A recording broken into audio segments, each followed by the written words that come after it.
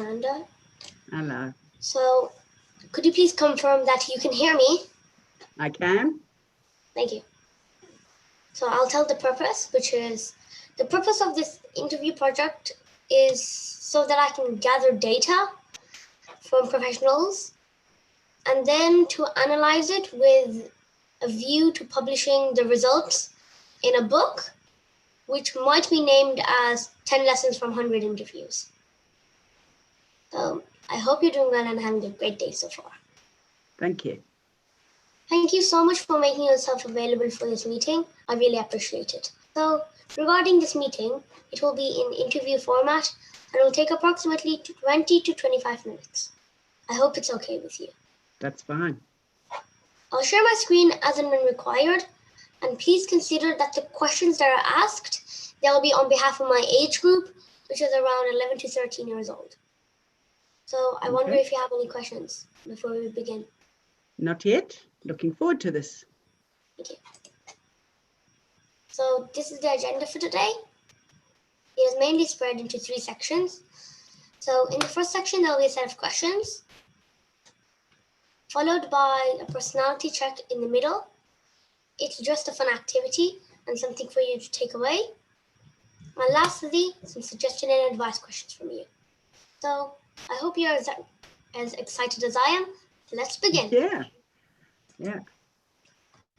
So just to begin with, could you please briefly describe what your role is professionally? Now I'm retired. I used to do all sorts of things, work for an advertising agency, always involved with letters and books.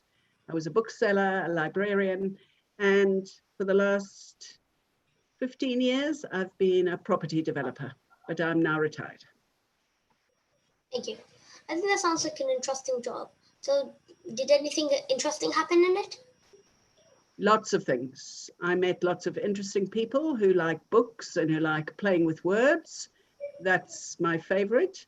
And when I was developing houses, again, I met interesting people and had to solve lots of problems. Mm-hmm. Thank you. I think that's a very good one. Thank you. So, moving on, I'm interested to know what hobbies you enjoy. Are there any in particular? So, because I've always liked books, I love reading. Mm-hmm. So I can spend the whole day reading and watch the dust grow. But I also am an artist. So I do drawing classes now. I have to do them on Zoom, but they're still interesting. Yeah. I join other people and draw and paint. Those are my main 2 hobbies. I like gardening too. So that's probably my 3rd favorite. We're doing it. We have a rose plant and we're doing it. It's nice. Well, we were doing it. It didn't go that well, but it partly did. Yeah. Oh, okay. So it's not dead yet? No, not yet. No, okay. Then that's going good. So, is there any particular type of books you like reading? Do you know, when I was doing my degrees, I was very fussy about books. They had to be good books. They had to be both fiction and non-fiction, but well written. Now I'm a bit older. I'm not so fussy. I can read anything.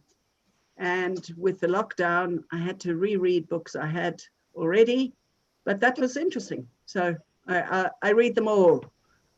If I get halfway through and I don't like it, I can put it down.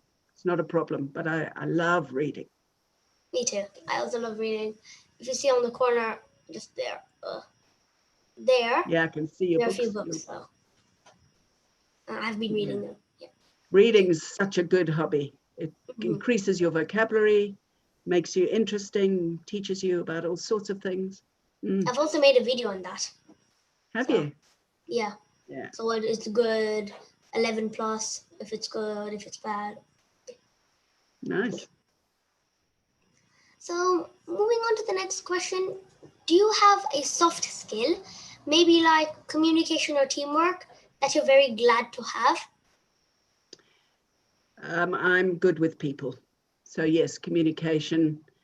I'm an introvert, but I'm happy to go into a group of people from time to time. But I prefer to be by myself, but I have very good communication skills. I can almost persuade people to do things that they don't want to do. So that's a sort of secret. But the best communicators are the ones that encourage people to do things that they don't think they can do. And I'm good at that. Yeah, because that's kind of like the main thing, communication. So Yeah. So in communication, let's say someone has lots of knowledge, but he doesn't know how to present it. And the other person, he is very good at presenting it, but doesn't have much knowledge. But the one who presents it might present it in such a way that they get more interested. Even if it has little facts, it might be fun, about the things, it might be persuasive, like that. Thank you. I think that's a very good one. Communication, very good at persuasion. Thank you. Yeah. Yeah. Thank you.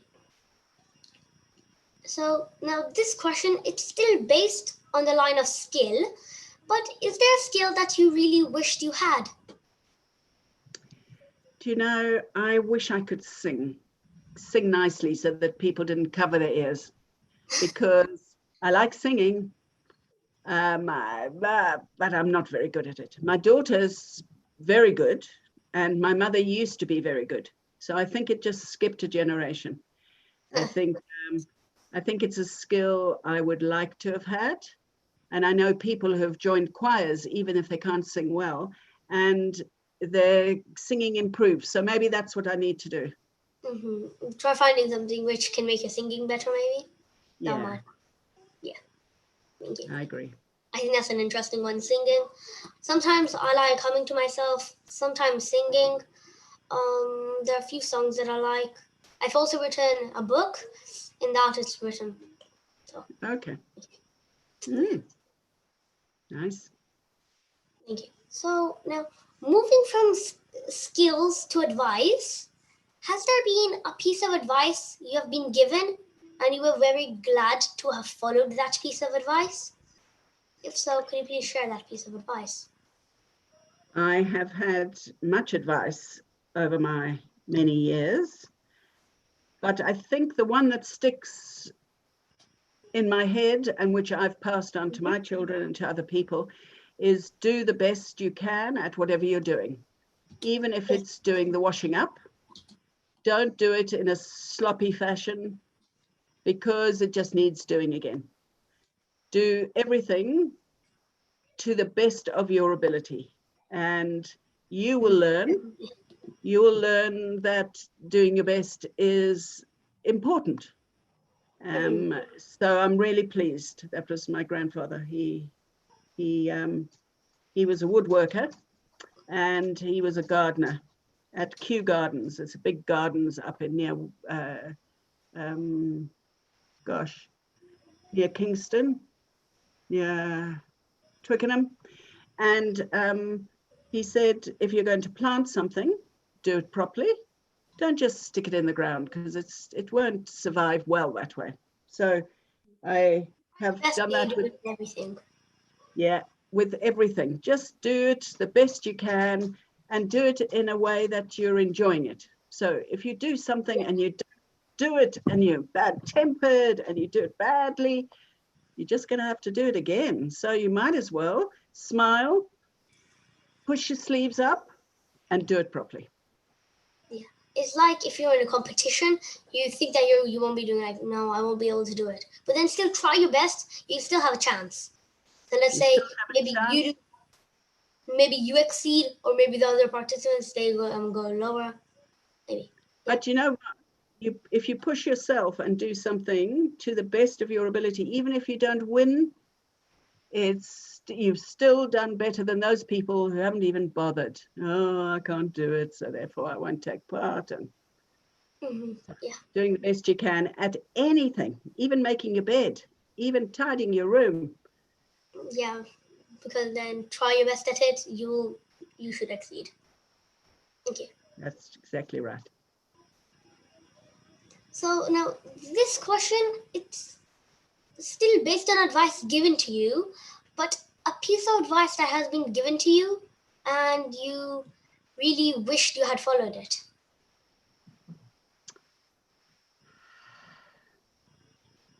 Gosh, there are lots of things. Somebody told me once that if you get on top of your financial situation, Mm-hmm. so you keep a record of everything you've earned, all the money coming in and all the money going out, you can't ever make a mistake. Yeah, so you'll know how much money you have and how much money Exactly. you use. And how much money you can spend, because if you overspend, you get Yeah. into trouble. So I've never been in debt badly, but I would like to have been a bit more cautious about and made a note so that I knew. I've just been really lucky. I've just spent less than I've earned, just by luck, really. But I think it would have been better had I really kept a tab on it. That's always good because when our family we went on a holiday, we properly did a thing. So how much each thing either we bought, hotels, even the flights. So when so as soon as we left the country, we made a note how much the flight was, the drinks we had there, like that. We did it in Excel. We calculated it up. There, I think. Then I think I that's think very that's organized as well. yeah. I think that's really good. I'm not good at spreadsheets and Excel. I don't like it. Um, The moment I'm doing one, that's why if you see me look down or something, I'm filling yeah, an you're Excel. filling in the data. Yeah. That's very good, because I'm scared of those. And I wish at your age I'd learned that. I learned other things, but I never learned really how to do spreadsheets. And so they still scare me. So I'm impressed that you're doing it there. So That's very good. Excel, if you ask me, it's kind of easy, but sometimes you have to add like equations in it. Let's say you want to add this plus this. You have to add an equation and then you can drag it up and down like that. Equations, maths. You know, I was very good at school, except for maths.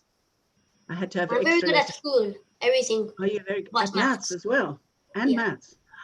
That's such a good skill to have. It's one of the best. Yeah, I'm not good at math. I'm good with words, but not good with sums. Thank you. So I think it's also very good. So I'm partly good at English, but not as good as maths. I think maths is the best thing at the moment that I'm good at. Okay. Well, your reading will help with your Yeah, I've been doing English. it. Yeah, I've been doing just like keep garden. reading. Yeah. But I think maths is just such a good thing to have. And if you find it easy, wow, that's very good. You'll get far with maths. Yeah. So just before we move on to the second section of this interview, could you please try to describe yourself with 3 words? Generous, hmm funny. The last one, what would I say?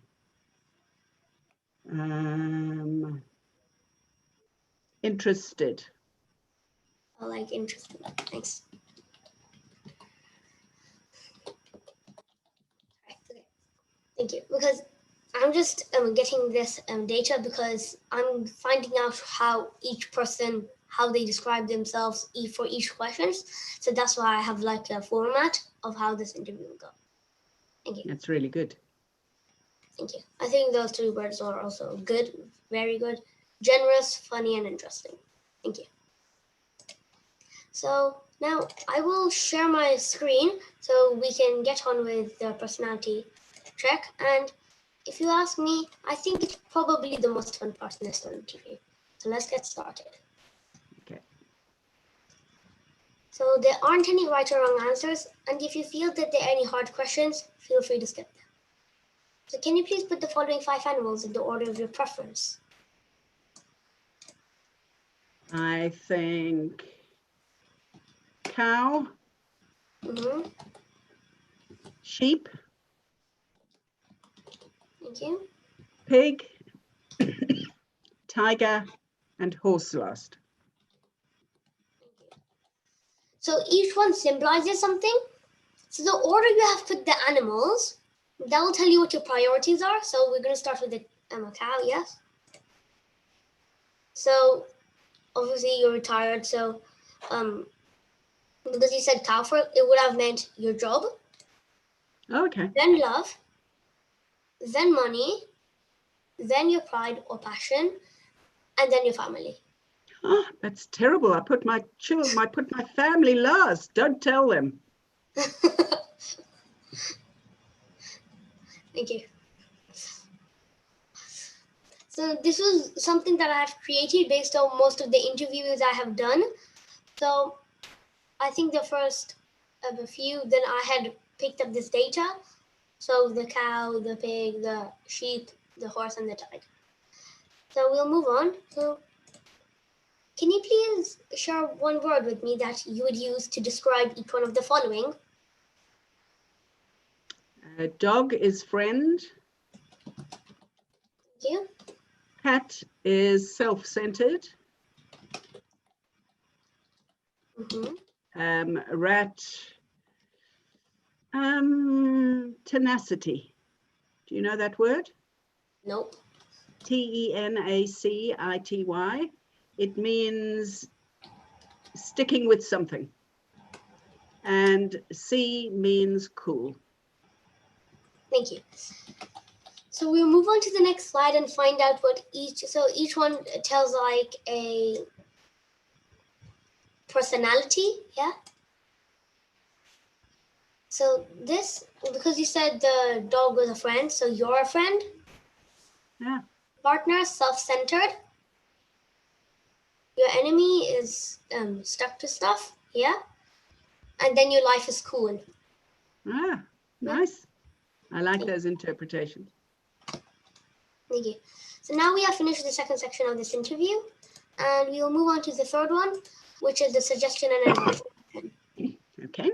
So, from your personal experience, if you would like to give a piece of advice to children, what advice do you think you should give to them that they should follow? Just one, or can I give you two? Yeah, you can give me two. Okay, the first one is to respect your elders. Definitely. So it means not answering back. It means listening, even if you disagree. Definitely. And the second piece of advice, really important, is to question the things that you get told. And I don't mean just looking on Google to see whether it was true or not. I mean going to a library, checking facts. If you hear something in the news and you think, oh, that doesn't make sense to me, question it and find out if it's true or not. Don't just accept things that people tell you. You have to always try finding proof over it, why they did this, like that. Exactly, absolutely. Making sure, especially if you're going to pass that information on to somebody else, make sure it's true before you do that. Yeah, thank you. So you should always respect your elders. Yeah, and you should always ask questions for everything. Yep. Thank you. I think both of them are very good. Thank you. So, following on, but this is still based on advice given to children. But is there a piece of advice you should give to children that they shouldn't do?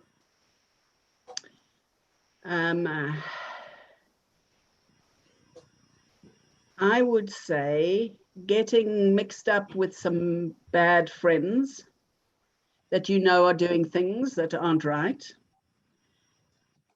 I think that's probably the worst thing that you can do. Because if they are doing things you don't like, if they're smoking or they're swearing or if they're being mean, bullying other people, and you don't say anything, you become part of that bad crowd. So choose your friends wisely. Choose good friends that do good things, because that will stay with you for the rest of your life. And if you get into trouble when you're young, it's very hard to get out of that habit. Thank you. So thank you for all your answers. We have now completed the third section of this interview. But if you want, do you want me to ask some bonus questions? Yes, go on. I'm enjoying this. Thank you. So, have you done something before that had got you into trouble? If so, could you please tell me one thing? So I'm telling you about getting into bad friendships. I got in with a bad crowd at school and I got caught smoking. I don't know why. I didn't like the habit. I'd seen my parents smoking and I tried a cigarette. And while I was smoking my first cigarette, I got caught at school and I was nearly expelled for that. Wow. So, yeah, that stayed on my record at that school until I left. And I'm not proud of that at all.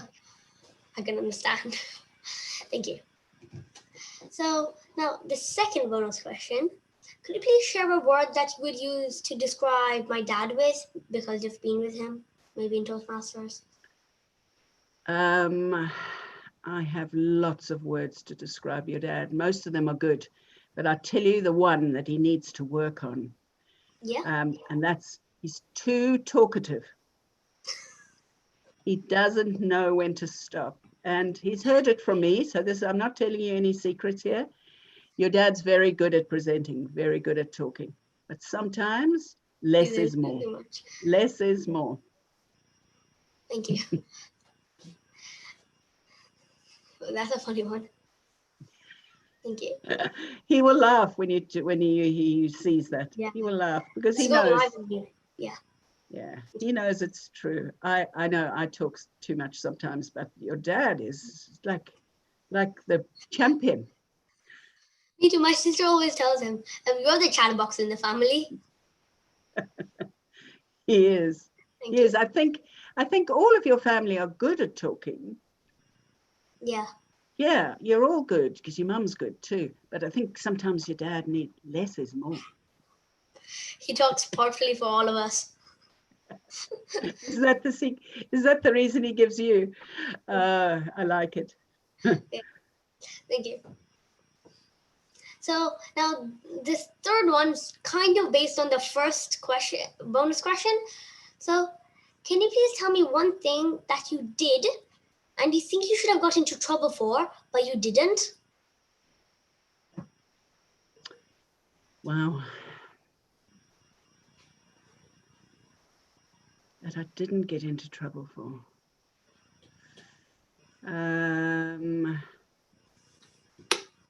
Wow.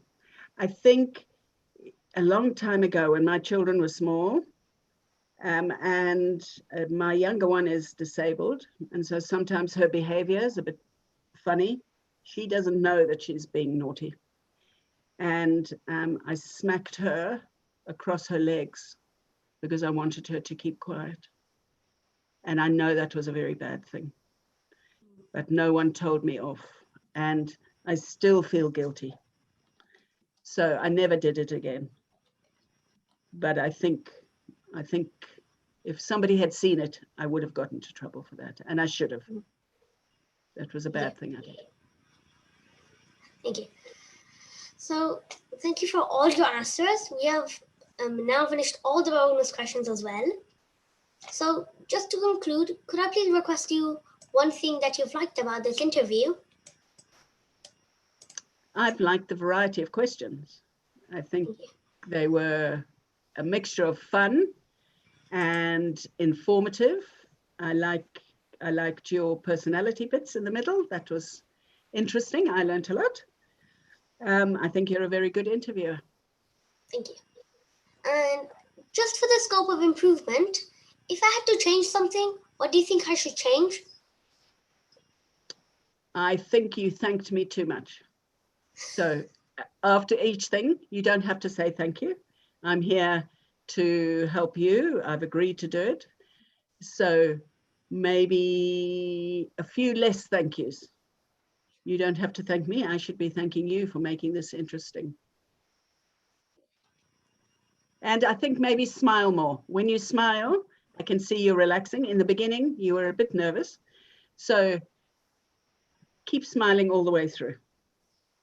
Sure. I'll go on that. Thank you. So thank you for all your time today. So as a token of appreciation, I would like to present you with this certificate for taking part in my interview project. So Thank here, you. welcome. That's So very kind. Thank you very much. you're welcome. So I will email it to you, and I hope you enjoy the rest of your day. Thank you. Thanks, Aaron, and enjoy your further interviews. I look forward to seeing the results at the end. Thank you. Bye. I hope you have a great Thanks.